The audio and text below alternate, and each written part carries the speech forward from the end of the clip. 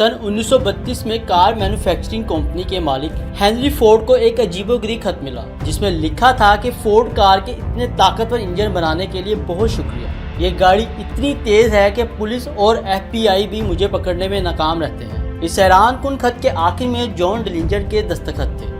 John Dillinger वो आदमी था जिसको अमेरिका ने पब्लिक एनिमी नंबर 1 की फहरिस्त में डाला हुआ था, यानी अवाम का सबसे बड़ा दुश्मन। लेकिन इस खिताब के बावजूद हैरानकुन तौर पर इसे लोग इतना ज्यादा पसंद करते थे कि बराह रास्त कत्ल के बाद कई लोग न सिर्फ इसकी लाश से लिपट कर रोए बल्कि इसके खून को पागलों की तरह अपने कपड़ों पर लगाने लगे। जॉन डिलिंजर कौन था? उसे अमेरिका का खतरनाक तरीन डाकू क्यों कहा जाता है? कैसे उसने कई पुलिस स्टेशनों को लूटा और हाई सिक्योरिटी जेल तोड़कर बाहर निकला? कैसे डिलिंजर गैंग ने अमेरिकी एजेंसी FBI को तकनीक का नाच नचाया? आइए जानते हैं ये सब और डकैतों के शहंशाह जॉन डिलिंजर के नाकाबिले यकीन कहानी।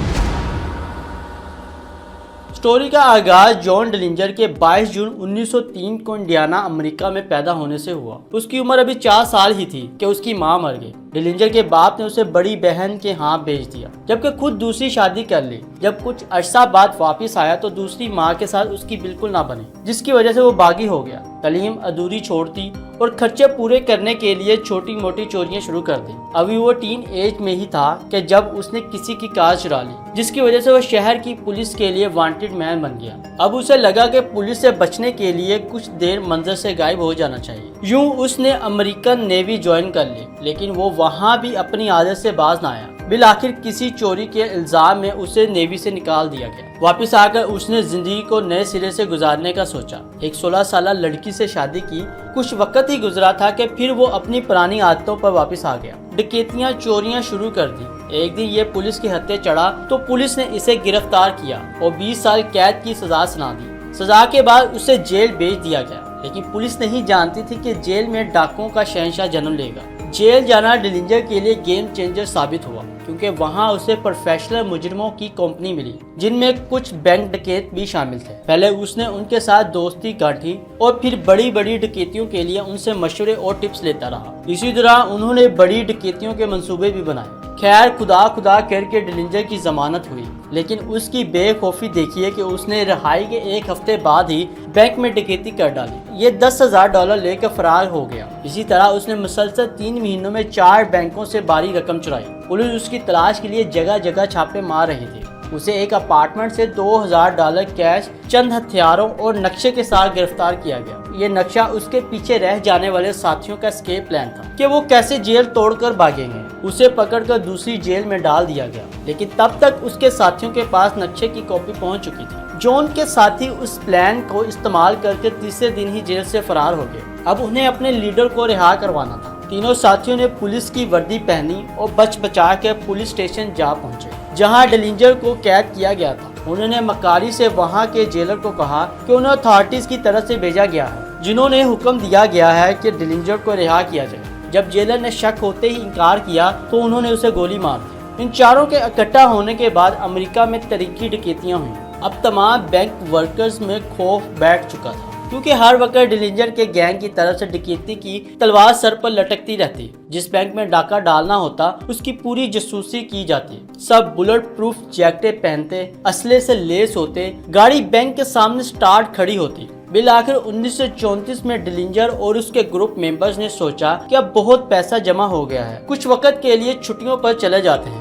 उन्होंने एरिजोना में छुट्टियां गुजारने का फैसला किया। वो इधर ही थे जब किसी शख्स ने उनकी मुखबरी कर दी। पुलिस ने मौका गनीमत जानते हुए भारी नफरी के साथ होटल में छापा मारा और डिलिंजर गैंग को गिरफ्तार कर लिया। गैंग को इस दफा हाई सिक्योरिटी जेल में बंद किया गया, जिसके 11 दरवाजे थे। उसके चेम्बर ऐसे थे कि वहाँ कोई खिड़की कोई दरवाजा ना था। सबको अलग अलग चेम्बर्स में रखा गया ताकि मजीद कोई प्लानिंग ना हो सके। इस जेल के पास बहुत ज्यादा नफरी की ड्यूटी लगाई गई। डिलिंजर और उसके साथियों पर बहुत ज्यादा तशद्दुद किया जाता। इस दफा उन्हें निकलने के लिए कोई राह नहीं मिल रही थी। एक दिन डिलिंजर को हाथ पांव मारते हुए एक शेविंग ब्लेड मिला। डिलिंजर के जहन ने फौरन ताने बाने बुनने शुरू कर दिए। आइडिया आते ही शातिर डिलिंजर ने चेंबर से एक लकड़ी का टुकड़ा लिया, फिर उसने ब्लेड की मदद से उस टुकड़े की शक्ल पिस्तौल की तरह बना ली। एक दिन जब जेलर अकेला था, उसने उसका बाजू सलाखों में से पकड़कर वो लकड़ी का पिस्तौल उस पर तान दिया। चालाक डकैत ने उस लकड़ी के पिस्तौल के बलबूते पर अपने साथियों को भी निकलवा लिया और इन चारों ने निकलते ही वहां पर मौजूद सारा असला हथियार लिया और फायरिंग करते हुए वहां से पुलिस ही की गाड़ी में भाग निकले। अब जब पुलिस को लगा कि ये काम उनके बस में नहीं, तो मामला FIA के हवाले कर दिया।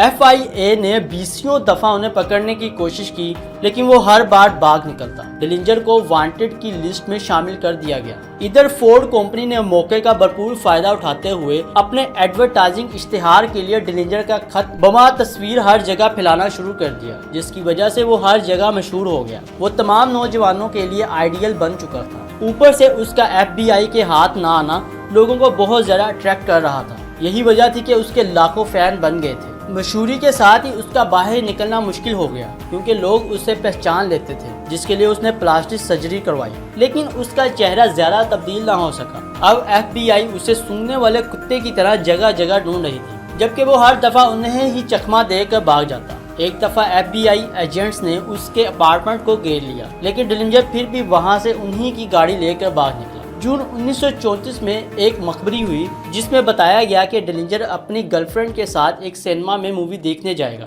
22 जुलाई की शाम FBI एक भारी नफरी के साथ सिविल लिबास में सिनेमा के आसपास फैल गई। 10:30 पर जब डिलिंजर फिल्म देखकर बाहर निकला, तो उसे कुछ मामूल से हटकर लगा। अभी उसने पिस्तौल निकालने के लिए जेब में हाथ डाला ही था कि उस पर फायर खोल दिए गए। उसे 4 गोलियां लग चुकी थीं, जबकि 5वीं उसकी गर्दन में पेवस्त हो गई। यूं वो वहीं जान की बाजी हार गया। जब आवाम को पता चला कि ये डिलिंजर ही है, तो सब उसके साथ लिपट गए और मोहब्बत का इजहार किया, क्योंकि डिलिंजर मुमकिन तौर पर गरीब लोगों की खुफिया मदद करने के लिए बैंक और पुलिस स्टेशन तक लूटता था। 2009 में पब्लिक एनिमी के नाम से एक फिल्म भी बनाई है, जिसमें जॉन डिलिंजर की कहानी को लोगों के सामने पेश किया गया। नाज़रीन, ये थी आज की कहानी। उम्मीद है कि आपको पसंद आई होगी। आपके साथ मुलाकात होगी अगली वीडियो में। तब तक के लिए अपना बहुत ज़्यादा ख्याल रखिएगा।